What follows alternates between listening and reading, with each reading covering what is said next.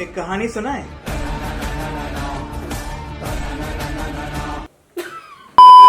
Hello and welcome to Cinema Explorer. I am Moksh. And I am Muskan. And today we are going to review the latest Bollywood release, Vikram Vedha. Vikram Vedha is a remake of a Tamil film with the same name, directed by Pushkar-Gayathri. In the original film, R. Madhavan and Vijay Sethupathi played the cop gangster duo, whereas in the Bollywood remake, Saif Ali Khan and Hrithik Roshan played the titular characters. The remake essentially follows the same plot, and one of the major reasons behind that is the same director duo has also directed this film. One of the key differences between these two films is the backdrop and the city they're set in. The original film is set in the grey tone metropolitan city of Chennai, whereas this film takes you to Kanpur and Lucknow and the North Indian culture. We see a lot of importance being given to the food, festivals, warm colours and Mughal architecture around Lucknow and Kanpur. Since both the films are directed by the same director duo, we won't compare them in any way. We will review Vikram Vedha as a standalone film.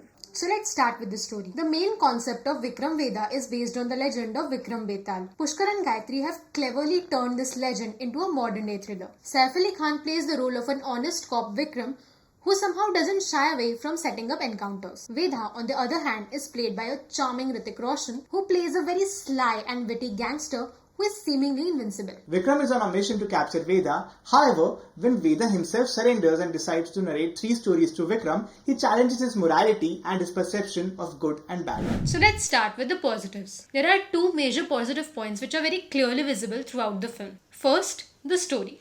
The film beautifully adapts the old tale of Vikram Betal and gives it a modern twist. Following the themes of moral corruption, playing mind games and blurring lines between right and wrong, Vikram Vedha adapts the source material really well. There are very small details hidden here and there that you can notice if you know about the original tale of Vikram Betal.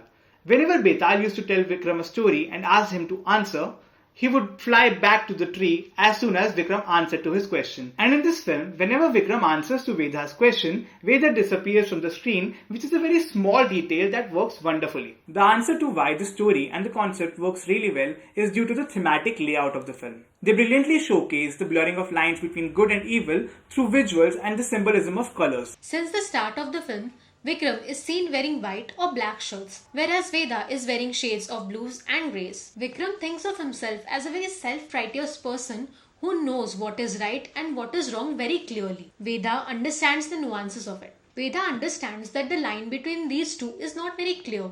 There are shades of greys in everyone. The second major positive of the film is the performance of Hrithik Roshan and the screen presence and aura he has throughout the film. He lights up the screen and owns each scene with his charismatic presence in the film.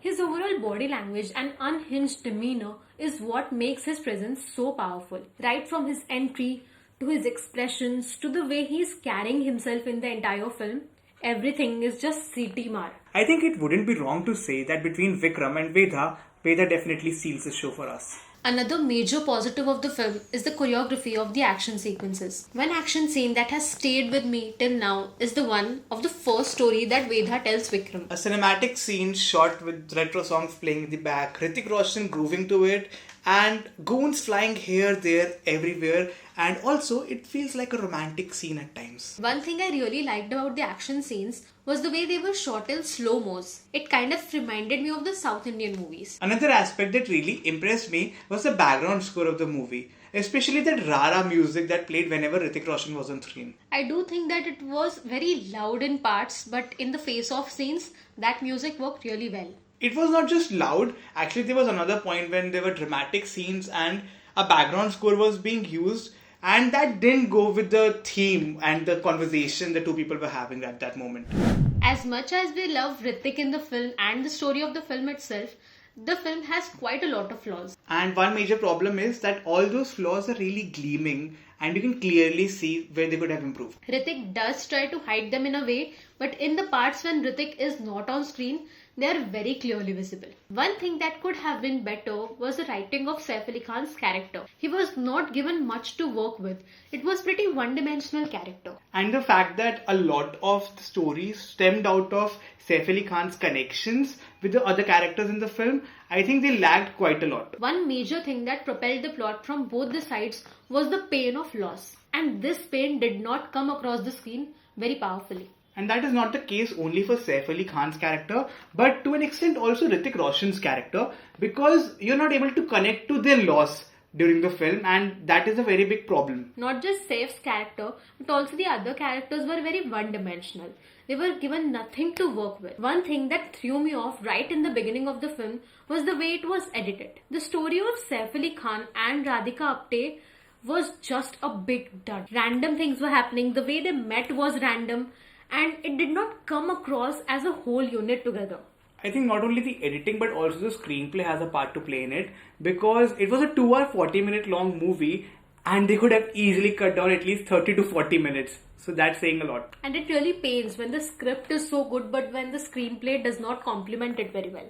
Because there were a lot of moments when you could feel that, okay, I'm bored, can we move on to the next scene please? And that should not happen, because you have two really great actors and really great actors with great presence actually. So that happening was not something enjoyable. Even if we look at this film as a thriller, it is not very clever. There are many clues that are planted along the way, but they are very clearly visible. Even towards the end, all the things are tied up pretty neatly, but there is one thing that is just hanging in between. That is the character of Parshuram.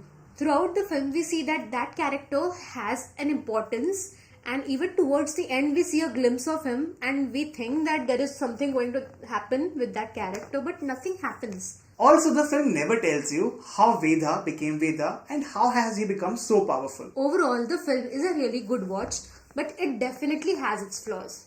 If you love Hrithik or you are a Hrithik fan, this is the best film that you can watch in theatre. All in all, our rating for the film is 3.5 out of 5 stars.